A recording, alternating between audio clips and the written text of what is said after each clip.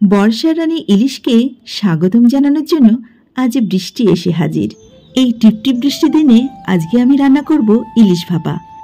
এই ভাপা ইলিশের প্রতি বাঙালিদের একটা আলাদাই আবেগ রয়েছে। চলুন আজকে আমি আপনাদেরকে খুব সহজে এই ভাপা ইলিশ রান্না করাটা দেখিয়ে দিচ্ছি। প্রথমে আমি ইলিশ মাছগুলোকে পরিষ্কার করে একটু ধুয়ে নিয়েছি। ইলিশ মাছ কিন্তু খুব বেশি ধুতে নেই, তাহলে এর সুন্দর গন্ধটা অনেকটাই কমে যায়। এবার ইলিশ মাছগুলোকে খুব ভালোভাবে নুন হলুদ মাখিয়ে নিচ্ছি।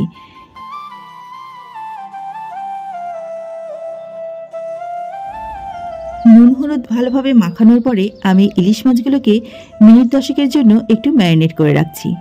এবারে চলুন মশলাটা তৈরি করি। 2 চামচ মতো হলুদ সর্ষে নিয়ে নিয়েছি আর 1 চামচ নিয়ে নিয়েছি লাল সর্ষে। এবার এই সর্ষেগুলোকে আমি একটু জলে ভিজিয়ে রাখবো প্রায় 30 মিনিট। 30 মিনিট এই সর্ষেটা ভিজে থাকার কারণে সর্ষেটা কিন্তু অনেকটাই নরম হয়ে গেছে। এবারে পেস্টটাও কিন্তু অনেক বেশি মিহি হবে। সর্ষের মধ্যে আমি দিয়ে দিচ্ছি কয়েক টুকরো কাজু বাদাম আর 4-5টি কাঁচা লঙ্কা। এবার সমস্ত উপকরণগুলো আমি মিক্সিতে খুব সুন্দরভাবে পেস্ট করে নেব। সর্ষে বাটার মধ্যে কাজু বাদাম এবং কাঁচা লঙ্কা দেওয়ার কারণে এটা কিন্তু একটুও তেতো খেতে হবে না। তবে কাজু বাদাম না দিলে আপনারা কিন্তু লবণ এবং কাঁচা লঙ্কা দিয়েও পেস্ট করে নিতে পারেন।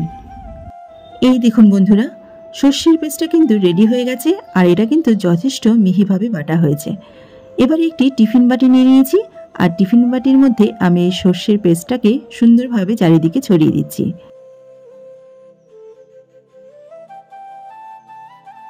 মশলার বাটি ধোয়া জলটা দিয়ে একটু পাতলা করে দিলাম।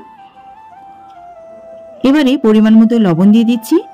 মনে রাখতে হবে মাছেও কিন্তু ম্যারিনেশনের সময় লবণ দেওয়া হয়েছে, তাই লবণটা একটু আন্দাজ করে দিতে হবে।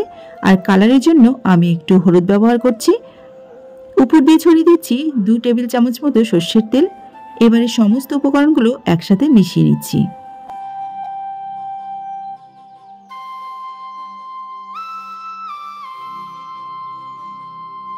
উপকরণগুলো খুব ভালোভাবে মেশানো হয়ে গেছে। এবারে ইলিশ মাছগুলোকে আমি এর মধ্যে দিয়ে দিচ্ছি।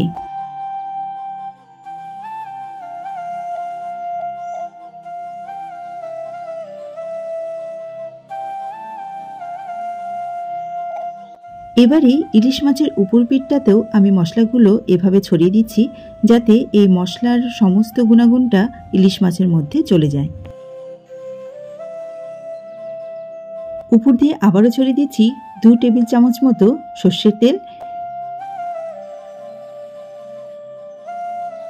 দিয়ে দিচ্ছি 4টি চেরা কাঁচা লঙ্কা।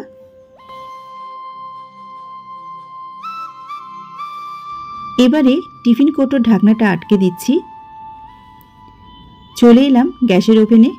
গ্যাসেতে আমি একটি কড়াই বসিয়ে দিয়েছি আর তাতে একটি স্ট্যান্ড দিয়ে দিলাম। এখন দিয়ে দেব পরিমাণ মতো জল। জলটা এমনভাবে দিতে হবে যাতে স্ট্যান্ডটা ডুবে যায় এবং টিফিন কৌটো বসানোর পরে তার তলাটাও একটু জলের মধ্যে থাকে। এই দেখুন বন্ধুরা, আমি টিফিন কৌটোটা বসিয়ে দিলাম। এরপরে আমি গ্যাসের আঁচটাকে মিডিয়াম টু লো হিটে রেখে এভাবে একটি ঢাকনা দিয়ে ঢেকে দেব। প্রায় 20 মিনিট পরে ফিরে এলাম। এবার ঢাকনাটা আপনাদের মাঝে খুলে দেখাচ্ছি। ইলিশ ভাপা কিন্তু তৈরি হয়ে গেছে। গ্যাসের ওভেনটাকে আমি বন্ধ করে দিলাম। চলুন এবার খুব সাবধানে এই গরম টিফিন কৌটোটাকে নামিয়ে নিই।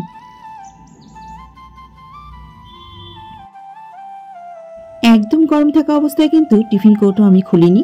একটুখানি যখন ঠান্ডা হয়েছে তারপরে কিন্তু আমি টিফিন কৌটোটা খুলে আপনাদেরকে দেখাচ্ছি। খুব সুন্দরভাবে কিন্তু ইলিশ ভাপাটা তৈরি হয়ে গেছে।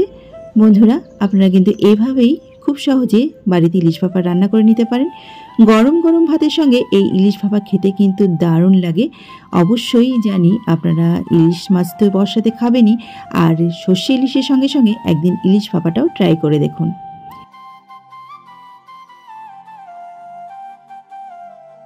খুব সহজ একটি রান্না আর এর স্বাদও কিন্তু দুর্দান্ত। তাই ইলিশ ভাপা খাওয়ার অনুরোধটা কিন্তু আপনাদের মাঝে রইলই। আজকের এই ভিডিওটি তাহলে এই পর্যন্তই বন্ধুরা। রেসিপিটি যদি ভালো লাগে তাহলে অবশ্যই একটা লাইক করে দিতে ভুলবেন না, আর আমার এই ছোট্ট চ্যানেলটিকে অবশ্যই সাবস্ক্রাইব করে নেবেন। আজ তাহলে আসি বন্ধুরা, সবাই ভালো থাকবেন, সুস্থ থাকবেন। দেখা হচ্ছে আবার নেক্সট ভিডিওতে। আজকের মতো নমস্কার।